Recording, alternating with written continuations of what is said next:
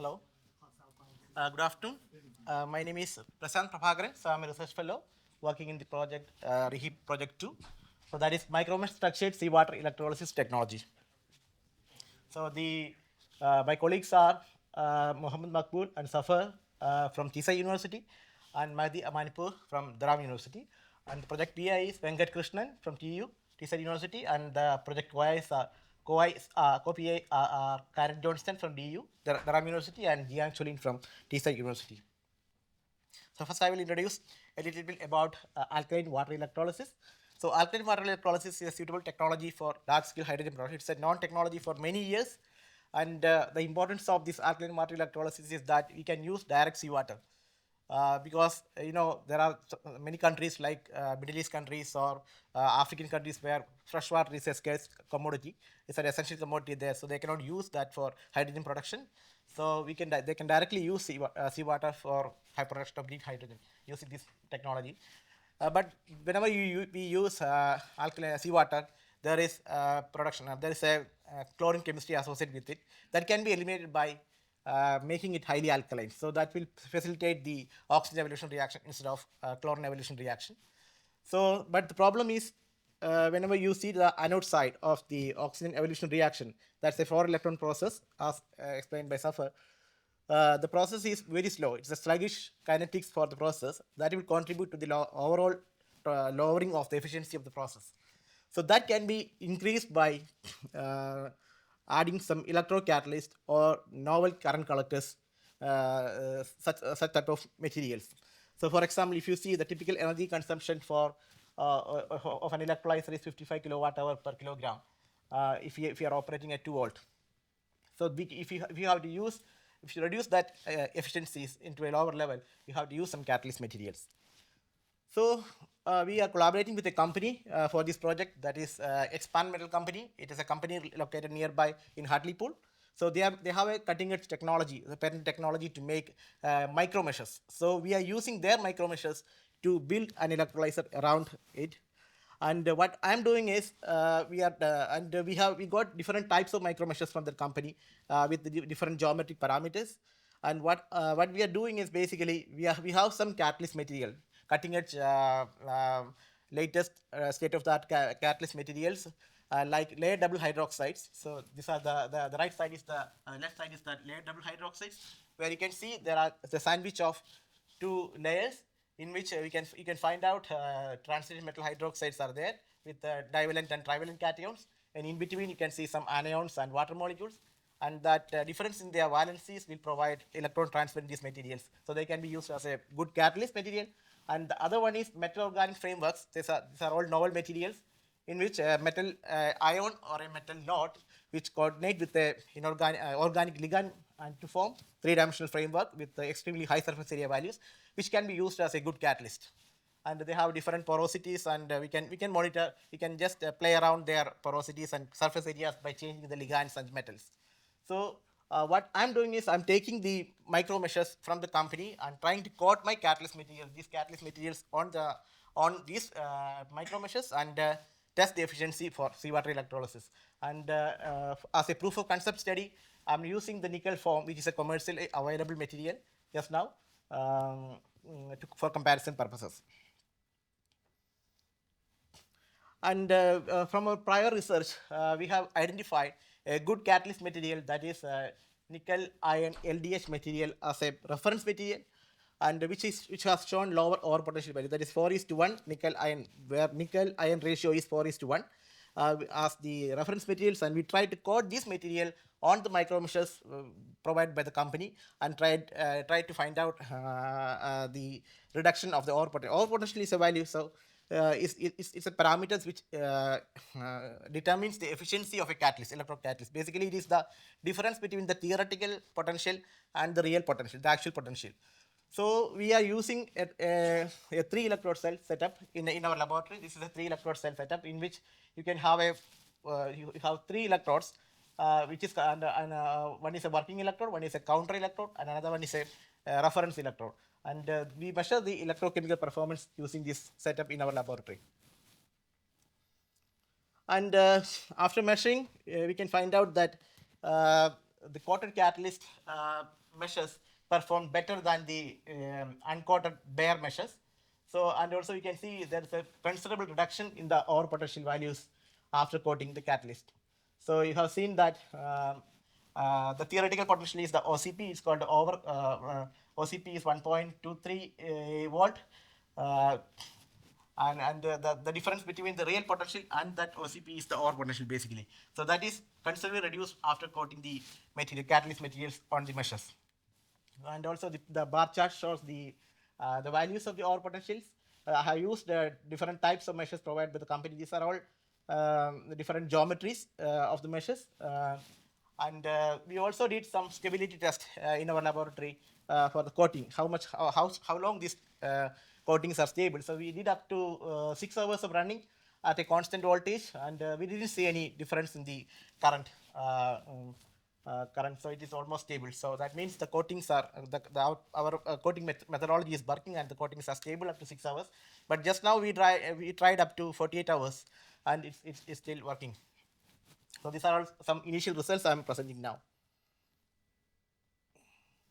And this is the future of electrolysis. So we can use these expandable micromeshes as anode part in an industrial scale alkaline water electrolyzer. And this is a design of a novel new electrolyzer in which they are using some mattress type material. So these are the mattress type material which reduces the force between the cathode and the gasket. So that type of mattress, these expand metal micrometers can also be used as that type of mattress. So it finds a lot of applications, like it can be directly used as anode and also the mattress components. So that will improve their commercial value for the micromeshes in near future. And as the work package, as a part of the work package 3, we are collaborating with our colleagues from Durham University. So we are doing some simulation studies, that is computational fluid dynamic simulation studies of the bubble formation in these meshes, and also the and also the effect of these micromesh geometries on the bubble formation, and also the fluid dynamics of the bubbles during the electrolysis process. So these are the high-speed camera pictures taken from our studies for the bubble formation in a micromesh. And as a part of the work package 4, our colleague Makbul is working on the anion exchange membranes. And the objective is basically we are demonstrating the workability of these anion exchange membranes combined with these micromeshes of the expandable company, and in a 2 electrode cell setup to have an extended operation, so to have a long time operation. And why we are using anion exchange membranes? Because they are specific towards OH minus ions, and they are highly promising for alkaline water electrolysis. That's why they are highly promising towards alkaline water electrolysis. But there are some challenges. So the challenges are basically the durability of membranes in alkaline water conditions, seawater conditions, and also the long-term operational efficiency of these membranes. And these are the parameters what we are looking for the anion exchange membranes. So these are the high mechanical. It should be having high mechanical strength. It's a lower swelling ratios, and high ionic conductivity, and moderate water uptake capacity. So these four parameters should be there for anion exchange membranes. Use it as a alkaline, use it in the alkaline electrolysis process. And this is we just compared it with some of the commercially available anion exchange membranes, in which you can see that the green one on the right hand side, that is performing better. So that is showing almost 150 millisiemens per centimeter of ionic conductivity. But when we check the durability or the stability of those type of membranes in alkaline seawater, they are not that stable. They are degrading after some time. So what we planned is we are planning to synthesize our own membranes in the laboratory. So these are the steps. We will synthesize our own membrane, and we will try to characterize it by using some our some lot of physico-analytical techniques like NMR, XRD, and FTIR techniques. And also by collaborating with Durham University, our colleagues are doing a detailed process simulation modeling of the electrolyzer as a whole, and that will also give us an idea how this alkaline water electrolysis seawater electrolysis will be proceeding in a real situation. So that we are using Aspen's software for the simulation works.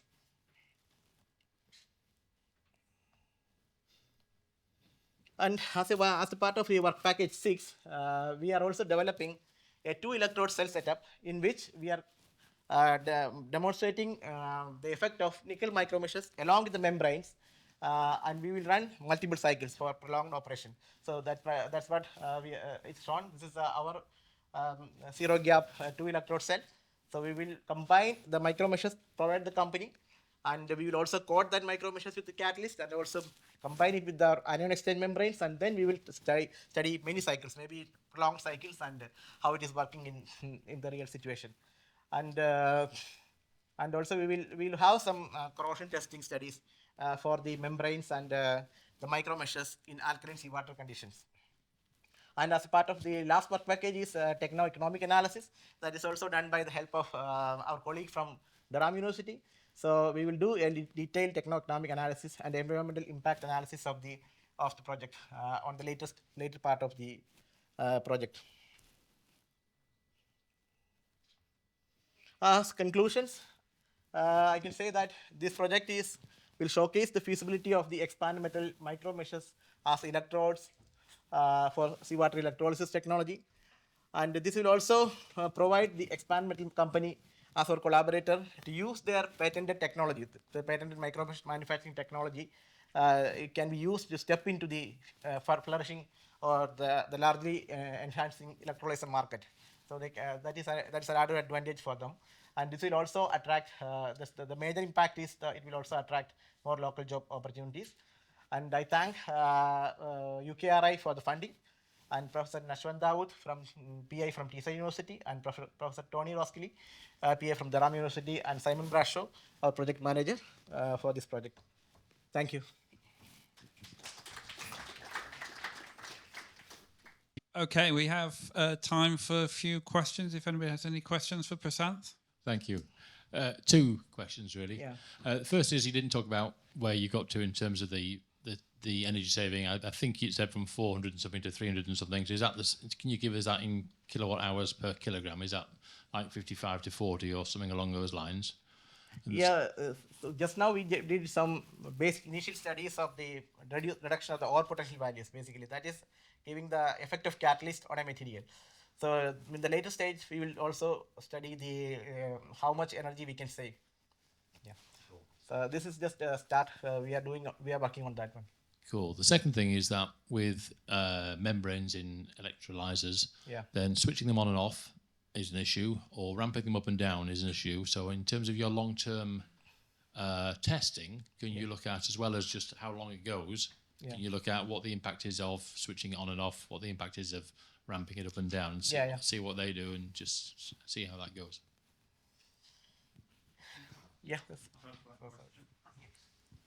So basically, yes, it's true. So when you test membrane for the long-term stability, especially when you integrating meshes that we got from the company along with the membranes, so that will definitely issues when you will put it off and assemble it again. So this is how we are keenly focusing on the mechanical strength of the membranes. We really need a high mechanical strength. So for that purpose, we increasing the molecular weight of the polymer that we synthesizing. So we really look for hopefully we got it. So at the current moments, so we got the membrane that high mechanical strength, and we hope that will bear the strength that's come from the 2-electrode assembly. Yeah, thank you. So the question was also around switching on and off and the degradation that does over time to the membrane. Sorry? Testing protocols. I mean, we are testing it just constantly with time, or we are also testing cyclic? Yes, we will also testing with the on and off scenario as well. Yeah. Thank you. Okay, any more questions? If there aren't any more questions, can we give a round of applause? Thanks to Prasanth for the presentation. Thank you.